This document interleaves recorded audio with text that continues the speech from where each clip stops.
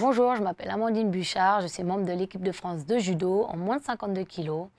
Je suis plusieurs fois médaillée européenne, championne d'Europe, plusieurs fois médaillée mondiale et vice-championne olympique lors des Jeux olympiques de Tokyo 2020 et championne olympique par équipe. Alors je dirais que dans ma carrière, les deux grands temps forts qui m'ont marqué, ça a été premièrement ma première médaille en championnat du monde. J'avais 17 ans, si je ne dis pas de bêtises, 17-18 ans, j'étais très jeune, j'étais junior à l'époque et j'ai obtenu une belle médaille de bronze. Pourquoi elle m'a marquée, c'est qu'à ce moment-là, on voit tous les champions qui nous servent de modèle et on se dit « Ouah, ça y est, on est sur le même tatami, je vais même pouvoir les affronter ». Et je me suis dit « Te stresse pas, c'est ton premier championnat, t'as rien à perdre, vas-y, fonce ».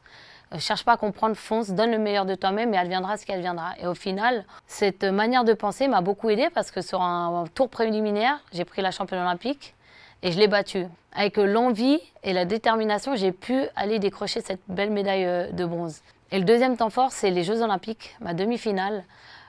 Pourquoi? Parce qu'elle a été très courte, elle a duré 16 secondes.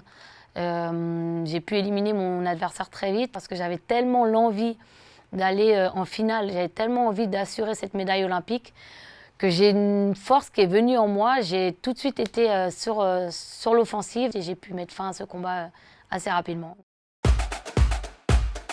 Alors, moi, le premier gros point déjà, c'est de se fixer des objectifs. Et dans ces objectifs, il est super important d'y avoir des étapes. C'est-à-dire que moi, par exemple, mon objectif, ça va être d'être championne du monde. Les étapes que je vais me fixer, c'est tiens, sur ce grand slam ou sur ce master, ce que j'ai travaillé à l'entraînement, je vais essayer de le mettre en pratique. Ou tiens, je sais que sur cette dernière compétition, j'ai penché au niveau psychologique, j'étais un peu trop stressée.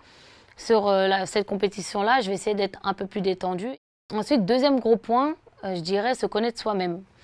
Se connaître soi-même dans le sens où moi, voilà, je sais qui je suis en tant que judoka, mais je connais mes points forts et les points que je dois améliorer. C'est-à-dire mes points forts, ça va être, par exemple, mon judo assez masculin, ma rapidité.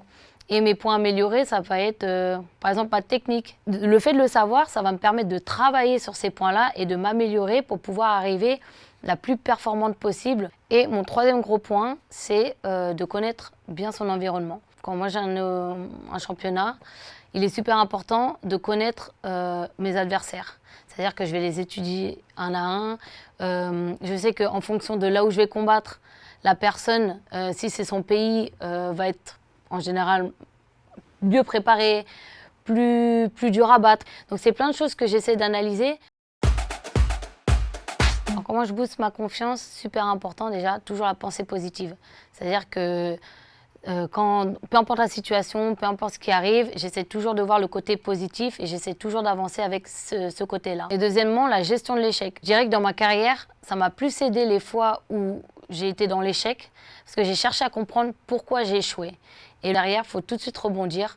Je dirais aussi d'être soi-même parce que voilà, moi, dans ma manière de m'entraîner, d'être moi-même, ça se voit tout de suite sur le tapis. J'ai la joie de vivre, je suis productive, je suis rapide et je suis efficace. Dans le monde de l'entreprise, c'est pareil. Si, par exemple, on arrive à un entretien et qu'on n'est pas naturel, on va être crispé, on va être stressé, on va avoir du mal à trouver ses mots parce qu'on essaiera d'être une personne tout simplement qu'on n'est pas. Soyez vous-même. Alors, pour moi, le stress, c'est un point. Il faut être dans l'acceptation, c'est-à-dire il sera toujours présent. Maintenant, il faut savoir le dissocier. Il y a le stress positif et le stress négatif. Le stress négatif, ça va être celui qui va impacter sur la performance. Et il y a le stress positif, celui où faut l'accepter, il sera toujours là, c'est la montée d'adrénaline, celui où on a envie de faire bien, celui où on est dans la compétitivité, celui où on a envie de relever les défis.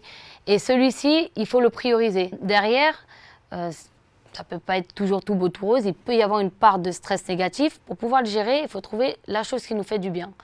Moi, par exemple, ce qui me fait du bien, ça va être de me détendre, d'écouter la musique. C'est à vous aussi de trouver qu'est-ce qui vous fait du bien. Vous avez tout ce qu'il faut pour réussir. Vous avez tout ce qu'il faut pour être préparé. Vous avez les cartes entre les mains. Allez-y, foncez. Le deuxième conseil, c'est ayez confiance en vous. N'hésitez pas à vous remémorer vos points forts et allez-y confiant, allez-y conquérant. Et je dirais le troisième conseil, c'est qui ose gagne.